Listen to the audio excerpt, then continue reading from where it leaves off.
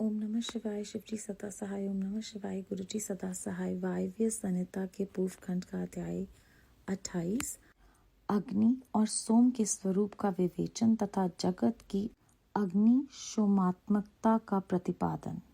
ऋषियों ने पूछा, प्रभु, पार्वती देवी का समाधान करते हुए महादेव जी ने ये बात क्यों कही कि संपूर्ण विश्व अग्नि शोमात्मक एवं वागात्मात्मक है? ऐश्वर्य का सार एकमात्र आज्ञा ही है और वे आज्ञा तुम हो। अतः इस विश्व में ये क्रमशः यथार्थ बातें सुनना चाहते हैं। वायुदेव जी बोले, महर्षियों, रुद्रदेव का जो घोर तेजों में शरीर है उसे अग्नि कहते हैं और अमृत में सोम शक्ति का स्वरूप है, क्योंकि शक्ति का शरीर शांति कारक है। जो अमृत है वह प्रतिष्ठा नामक कला है और जो तेज है वह साक्षात विद्या नामक कला है। संपूर्ण सूक्ष्म भूतों में वे दोनों रस और तेज हैं। तेज की वृत्ति दो प्रकार की है, एक सूर्य रूपा है और दूसरी अग्नि रूपा। इसी तरह रस वृत्ति भी दो प्रकार की है, एक सोमरस रूपिणी और दूसरी जल रूपिणी। तेज विद्युत आदि के रूप में उपलब्ध होता है तथा रस मधुर आदि के रूप में। तेज और रस के भेदों ने ही ये चराचर जगत को धारण कर रखा है। अग्नि से अमृत की उत्पत्ति होती है और अमृत स्वरूप घी से अग्नि की वृद्धि होती है। अतएव अग्नि और सोम को दी हुई आहुति जगत के लिए हितकारक होती है। शस्य संपत्ति भविष्य का उत्पादन करती है। वर्षा शस्य को बढ़ाती है। इस प्रकार वर्षा से ही भविष्य का प्रादुर्भाव होता है, जिससे ये अग्निशोत्मात्मक जगत टिका हुआ है। अग्नि वहां तक ऊपर को प्रज्वलित होता है जहाँ तक सोम संबंधी परम अमृत विद्यमान है, और जहाँ तक अग्नि का स्थान है वहाँ तक सोम संबंधी अमृत नीचे को झरता है। इसीलिए कालाग्नि नीचे है और शक्ति ऊपर। जहाँ तक अग्नि है उसकी गति ऊपर की ओर है और जो जल का आपालावन है उसकी गति नीचे की ओर है।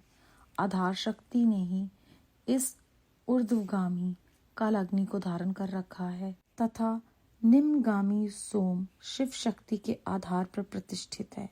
शिव ऊपर है और शक्ति नीचे तथा शक्ति ऊपर है और शिव नीचे। इस प्रकार शिव और शक्ति ने यहाँ सब कुछ व्याप्त कर रखा है। बारंबार अग्नि द्वारा जलाया हुआ जगत भस्मसात हो जाता है और अग्नि का वीर्य है। भस्म को ही अग्नि का वीर्य कहते हैं। जो इस प्रकार भस्म के श्रेष्ठ स्वरूप को जानकर अग्नि है इत्यादि मंत्रों द्वारा भस्म स्नान करता है, वह बंधा हुआ जीव पाश से मुक्त हो जाता है। अग्नि के वीर्य रूप भस्म को सोम ने आयोग युक्ति के द्वारा फिर अल्पलावित किया, इसीलिए वह प्रकृति के अधिकार में चला गया। यदि योग युक्ति से शाक्त अमृत वर्षा के द्वारा उस भस्म का सब और आपलावन हो तो वह प्रकृति के अधिकारों को निवृत्त कर देता है। अतः इस तरह का अमृत पलावन सदा मृत्यु पर विजय पाने के लिए ही होता है। शिवाग्नि के साथ शक्ति संबंधी अमृत का स्पर्श होने पर जिसने अमृत का आपलावन प्राप्त कर लिया उसकी मृत्यु कैसे हो सकती है? जो अग्नि इस गुहा स्वरूप को तथा पूर्वोक्त अमृत पलावन को ठीक ठीक जानता है, वह अग्नि शोमात्मक जगत को त्याग कर फिर यहाँ जन्म नहीं लेता। जो शिवाग्नि से शरीर को दग्ध करके शक्ति स्वरूप सोमामृत से योग मार्ग के द्वारा इसे आप्लावित करता है, वह अमृत स्वरूप हो जाता है। इसी अभिप्राय को हृदय में धारण करके महादेव जी ने संपूर्ण जगत को अग्नि शोमात्मक कहा है।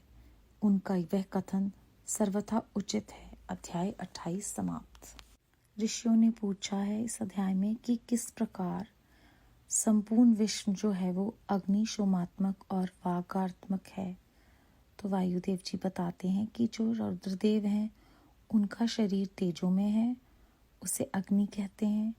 अमृत में सोम शक्ति जो है वो देवी हैं और उनकी शरीर जो है वो शांति देती है। जो अमृत है वह प्रतिष्ठा नामक कला है और जो तेज है वो विद्या है। इस प्रकार वो दोनों ही रस और तेज हैं। तेज जो है वो दो प्रकार की उसकी वृत्ति होती है, एक होती है सूर्य रूपा और दूसरी होती है अग्नि रूपा। रस वृत्ति भी दो प्रकार की है, एक सोम रूपिणी, दूसरी जल रूपिणी। सारा जगत जो है वो तेज और रस के भेदों को ही धारण करता है। किस प्रकार वो एक दूसरे को पूर्ण संपूर्ण करते हैं उसके लिए हमें बताते हैं कि अग्नि से अमृत होता है उत्पन्न और अमृत रूप घी से अग्नि में वृद्धि होती है। इसीलिए अग्नि और सोम को दी हुई आहुति जो है वो जगत के हित में होती है। उसके बाद उन्होंने बताया कि वर्षा जो है उससे भविष्य का प्रादुर्भाव होता है और वो शस्य को भी बढ़ाती है, जिससे सारा अग्निशोमात्मक जगत टिका हुआ है। अग्नि ऊपर को प्रज्वलित होती है और सोम संबंधी जो परम अमृत है उसका स्थान अग्नि है और सोम संबंधी अमृत नीचे को झरता है। इस तरह कालाग्नि नीचे है और शक्ति ऊपर। अग्नि की गति ऊपर है और जल नीचे, तो आधार शक्ति ऊपर की तरफ जाती है और कालाग्नि को जिसने धारण कर रखा है, और निम्नगामी सोम जो है वो शिव शक्ति के आधार पर प्रतिष्ठित हैं। इस तरह से शिव ऊपर हैं, शक्ति नीचे हैं तथा शक्ति ऊपर हैं और शिव नीचे। इस तरह से सारे जगत को उन्होंने व्याप्त कर रखा है।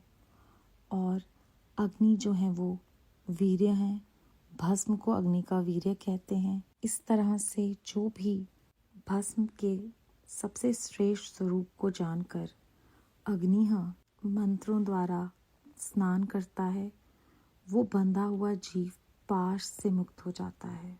जो भी अमृत का स्पर्श कर लेता है या जिसने अमृत का आप्लावन प्राप्त कर लिया, उसकी कभी मृत्यु नहीं होती।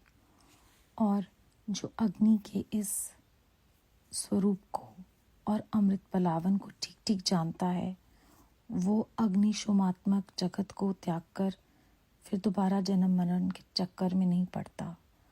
और जो शिवाग्नि से शरीर को दग्ध करके शक्ति स्वरूप सोम अमृत से योग मार्ग पर जाता है, इसीलिए महादेव जी जो हैं वो जगत को अग्निशोमात्मक कहते हैं।